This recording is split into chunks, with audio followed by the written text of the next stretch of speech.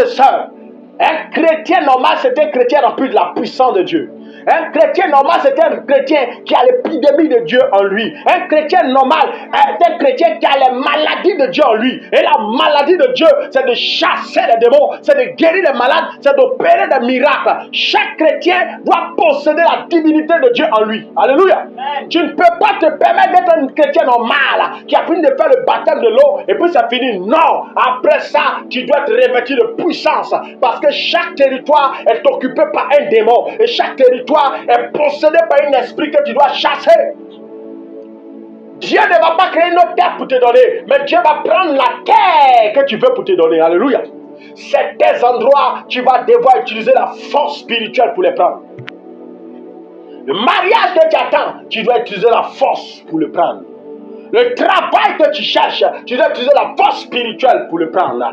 Les affaires que tu cherches, tu dois utiliser la force spirituelle pour le prendre. Le poste dans le travail que tu cherches, tu dois utiliser la force spirituelle pour le prendre. Ne te permets pas de vivre une vie de pleurnichat, une vie de pleureuse, une vie de lamentation. Lève-toi dans la prière et dans le jeûne. Baisse les nuages.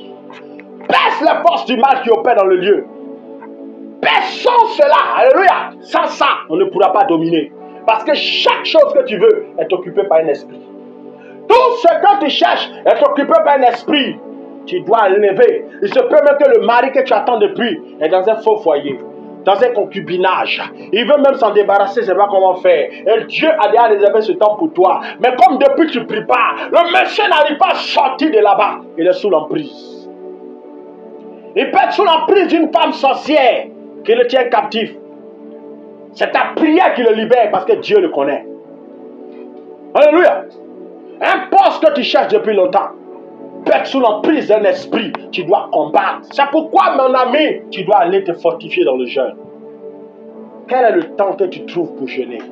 Quel est le temps que tu trouves pour jeûner? Parfois, il faut baisser les nuages avec de longs moments de jeûne. Quand la situation dure, toi aussi prends le temps de durer devant Dieu. Quand la situation dure, prends le temps de durer devant Dieu. Quand la situation persiste, prends le temps de persister aussi dans le jeûne et dans la prière pendant une période. C'est ça, chasser les démons. Tu ne peux pas chasser les démons sans cela. Matthieu 17, verset 21. Cette sorte de démon ne sort que par la prière, par le jeûne. Alléluia. La Bible dit, il y a des types de démons. Quand tu bloques ta destinée, ils bloquent ton histoire, ils bloquent ton mariage, ils bloquent quelque chose dans ta vie, ils bloquent la santé de ton foyer.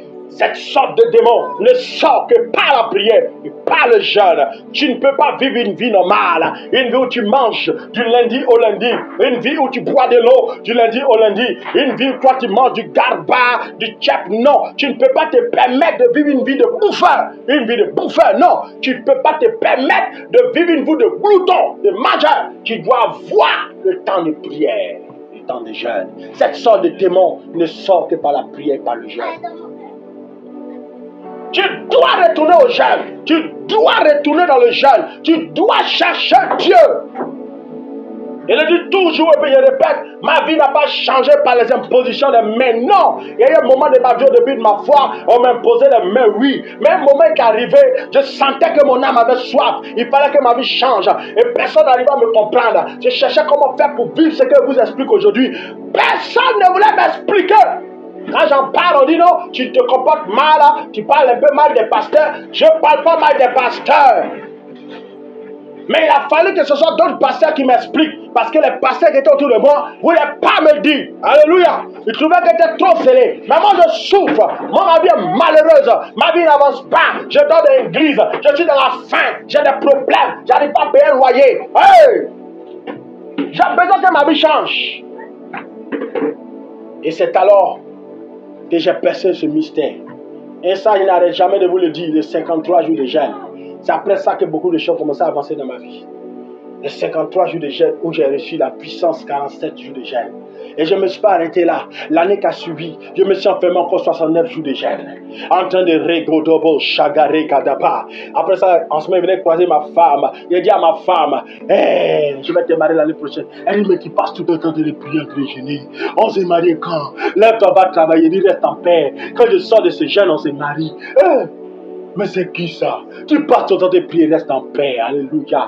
Quand je suis sorti de ce jeûne, c'est alors que ma vie a changé. Parce que dans ce jeûne, j'ai reçu toutes les informations qu'il me fallait. J'ai compris quel est le travail que je devais aller faire. Parce que Dieu m'a dit, laisse en paix tes diplômes. Va faire ce que je t'ai dit. Alléluia. C'est comme ça ma vie a commencé à évoluer. Les portes étaient ouvertes. Pourquoi? La puissance était sur moi. La puissance. Cherchais à être revêtu de puissance. Jésus n'a pas commencé son ministère sans puissance. Regardez Jésus. Avant que Jésus ne commence le ministère, après 30 ans de balade sur la terre, en train de couper bois, se promener, regarder partout, quand il a décidé de commencer le ministère, 40 jours de jeûne, sans manger, sans boire. Après ça, la Bible dit que les anges de Dieu viennent le servir. Tu as besoin que les anges de Dieu te servent. Au lieu que ce soit les démons qui te servent, qui t'embêtent, qui t'envoûtent la nuit, il faut que ce soit les anges de Dieu qui viennent te servir. Et pour ça, tu dois jeûner. Tu dois apprendre à aller t'enfermer pour faire des moments de jeûne. 3 jours de jeûne sec. Une semaine à eau.